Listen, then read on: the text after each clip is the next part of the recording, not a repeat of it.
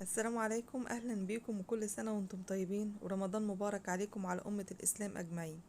النهاردة هشارككم فطارنا في يوم من أيام رمضان.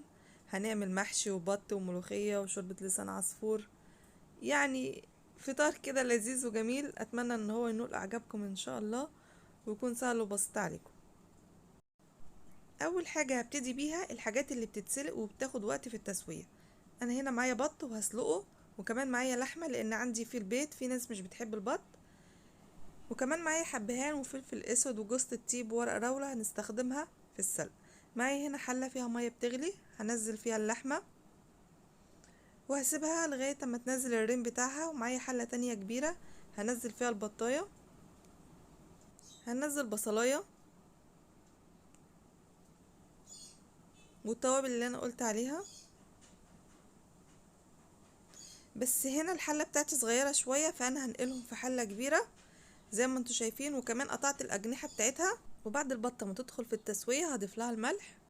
عايزه اقولك لو البطه بتاعتك بلدي وهتحمريها متقطعه، فالاحسن ان انت تخلي بتاع الفراخ هو اللي يقطعها لك، لان عظمها بيكون ناشف مش هتعرفي تقطعيها في البيت. فالاحسن ان انا هسلقها الاول وبعد كده اقطعها.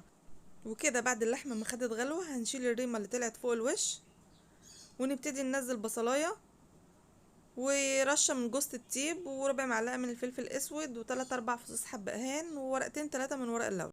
وهدي النار شويه اخليها متوسطه واسيبها تستوي براحتها. وهنا انا هعمل خلطه المحشي، هعملها ني في ني زي ما انتوا شايفين. ومعايا آه كوسه وفلفل وكام واحده بتنجان بس مش موجودين معايا، وكمان ورق العنب سلقته. طبعا كلنا عارفين هو بيتسلق ازاي. هتنزليه في ميه مغليه لغايه اما ياخد اللون دوت وتبتدي تطلعيه. خلطه المحشي هنا انا معايا نص كيلو من الرز، وربع كوبايه من الزيت النباتي، ونص كيلو عصير طماطم انا كنت مصلصاها على النار، وبصلتين كبار وحزمة شبت وكزبرة وبقدونس، وملح وفلفل اسود ومعلقة صغيرة بابريكا وربع معلقة صغيرة كمون وربع معلقة صغيرة بهارات. ونقلب الخلطة كلها كويس مع بعض ونتأكد ان المكونات دخلت جوه بعضها. وكمان تظبطي الملح بتاعها، انا هنا كان محتاجة رشة ملح كمان فزودت لها حاجة بسيطة من الملح. وخلاص كده الخلطة بتاعتنا جاهزة على الحشو. انا معايا قلب الكوسة بحبش استغنى عنه الصراحة، بحب احطه في القعدة من تحت، حتى لو حصل مثلا ان الحلة اتلسعت ولا حاجة بتيجي في قلب الكوسة. هبتدي احشي معاكم الكوسة واوريكم انا بسيب فيها فراغ قد ايه. بسيب حوالي ربع الكوسايه فاضي. اعملوا حساب ان الرز لما بيستوي بيترفع لفوق عشان الحله ما تتمليش معاكم رز. هنا الكوسه لو طلعت معاكم ضيقه ما تضغطوش عليها جامد عشان خاطر ما تفرقعش منكم. بمعلقه يكون الحرف بتاعها من ورا رفيع، تبتدي تضغطي كده على الرز حاجه بسيطه. شايفين؟ مش بمليه على الاخر زي ما قلت لكم. كمان هعمل معاكم الفلفل، هعمله بنفس الطريقه. هسيب ربع الفلفلايه فاضي. برضو ما تكبسيش الرز زياده عن اللازم عشان خاطر الرز ياخد السوا بتاعه المظبوط. شايفين؟ تعالوا بقى يا حلوين هوريكم احنا بنظبط المحشي ازاي في الحله. انا مش بحط المحشي نايم كده عشان ما يطلعش مبطط وشكله مش ظريف. انا بحب ارصه وكله يبقى واقف كده جنب بعضه. لما بيستوي وبتيجي تغرفيه بتلاقي كل حاجه واخده شكلها الطبيعي، ولا متطبقه ولا مكسوره ولا فيها حاجه. زي ما انتم شايفين انا كده هنا خلاص كده حشيت الفلفل والبتنجان الكوسه. ودلوقتي انا هحشي ورق العنب. هنحشيه على الناحيه الخشنه، يعني هنخلي الناحيه الناعمه من تحت. انا بحب احشي ورق العنب على ايدي. طبعا لو تحبي انتي بتحشيه على الرخامه او في طبق بطريقتك اللي متعودة عليها مفيش مشكله، بس انا بحب احشيه بالطريقه ديت على ايدي. وطبعا كل ما بتكون ورق العنب بناتي وصغيره وجميله كده بيطلع شكل الصباع احلى واشيك، وشكله كده جميل، يعني تحس انت عايزه تقزقزيه تاكليه كله. وهعمل معاكم واحده تانية على الناحيه الخشنه ونبتدي نطبقها من الجنبين وتقفليها كويس. وانتي بتلفي الصباع تضغطي عليه بصوابعك عشان يطلع معاكي الصباع مشدود وما يفكش منك اثناء التسويه. ولو انت ورق العنب بتاعك كبير بيبقى فيه عرق في النص كده، هتقسمي الورق بالنص وتطلع معاكي صوابع صغيره. انا هنا كده خلاص خلصت حشو ورق العنب. هنبتدي نحط له الشوربه بتاعته، طبعا دي من شوربه البط. وهوريك المعيار المظبوط للشوربه، لان ورق العنب اللي احنا عاملينه ده ني في ني فهينزل ميه. يا دوبك الشوربه تبقى قبل الصف الاخراني. ونفس الحكايه للبتنجان والكوسه والفلفل. الخضار دوت كله هينزل ميه فيا دوبك هما كبشتين بس. ونحطهم الاول على نار عالية وبعد كده نبتدي نهدي عليهم النار.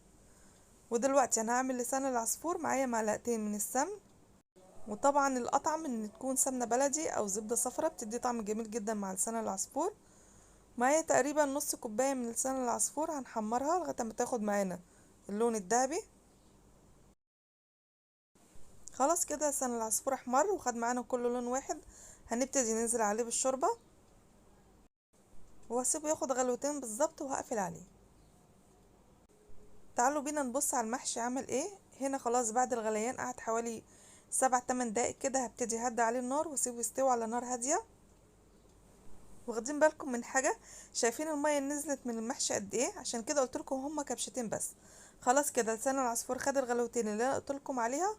هقفل عليه واغطيه واسيبه لغاية وقت الفطار، ولو احتاج بعد كده شوربة هزود له شوربة.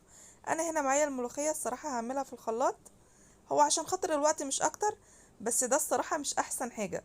الاحسن بالنسبة لي المتخرطة، بس عشان ننجز في الوقت يلا نعملها في الخلاط كده سريعا سريعا، والنتيجة يعني برضو تبقى كويس.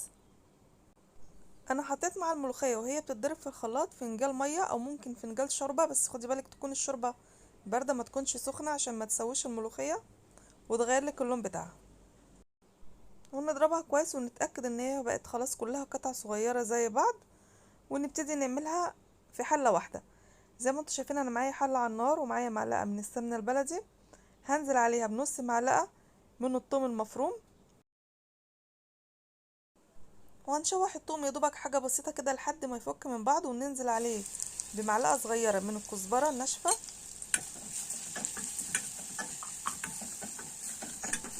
وهنشوح لغايه الثوم ما ياخد معانا اللون الذهبي، يعني ما تخلوش يدخل في اللون البني عشان ما تمررش معاك الملوخيه وتبوظها. ونبتدي ننزل بشوربه البط بتاعتنا الدسمه الجميله ديت. واهم حاجه اوعى تنسي شهقه الملوخيه، هي دي العامل الاساسي في نجاح الملوخيه. زي امهاتنا والناس القديمه بيقولوا لازم نخد الملوخيه كده عشان تطلع مسكره، فجربوا وشوفوا. هنا خلاص بعد الشوربه ما غليت معايا هنزل عليها بالملوخيه ونبتدي نفكها مع بعض. وخدي بالك من خطوه مهمه جدا، ما تزوديش الشوربه عشان الملوخيه ما تطلعش معاكي خفيفه. يعني كل ما تكون الملوخيه تقيله كل ما تكون حلها في ايدك اسهل. لو احتاجت كبشه شوربه بتزودي لها زي ما انا هعمل دلوقتي. انما لو طلعت معاكي خفيفه مش هتلاقي لها حل طبعا، وهتاكلوا حاجه كده خفيفه وربنا يعينكم. انا خلاص كده يا دوبك هتاخد غلوه واحده وهقفل عليها. وانتوا عارفين طبعا الملوخيه ما بتغليش كتير عشان خاطر ما تسقطش، وكمان مش هغطيها. ودلوقتي انا هحمر البط، وزي ما قلت لكم لو انت هتحمريه متقطع زي كده فالاحسن ان انت تخلي بتاع الفراخ هو اللي يقطعهولك، لان عظمه بيكون ناشف مش هتعرفي تقطعيه في البيت. وهنا انا بحمره بزيت، مش هحطله سمنه ولا زبده لان انتوا عارفين ان البط بيكون دسم وتقيل. وهقلبه على الناحيه التانية لغايه اما ياخد معانا اللون الذهبي والجلد بتاعه يكون مقرمش وكريسبي كده وجميل. واي جزء هتلاقيه مش متحمر معاكي ارجعي اقلبيه تاني لغايه اما توصلي للنتيجه اللي انت عايزاها. وخلاص بعد ما وصل للون التحمير الجميل دوت هشيله على مناديل ينزل الزيت الزياده اللي فيه، ونبتدي نقدم الاكل مع بعض ونشوف شكله النهائي.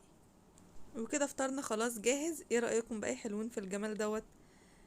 اللحمه المسلوقه وورق العنب، سيرفيز المحشي الجميل اللي انتوا شايفينه، والملوخيه الخضراء وشوربه لسان العصفور والبط المتحمر الجميل. يا رب اكون قدرت افيدكم بحاجه، ولو عجبكم الفيديو ما تنسونوش في اللايك والشير، ولاول مره بتشوفوا قناه تشتركوا في القناه. والسلام عليكم.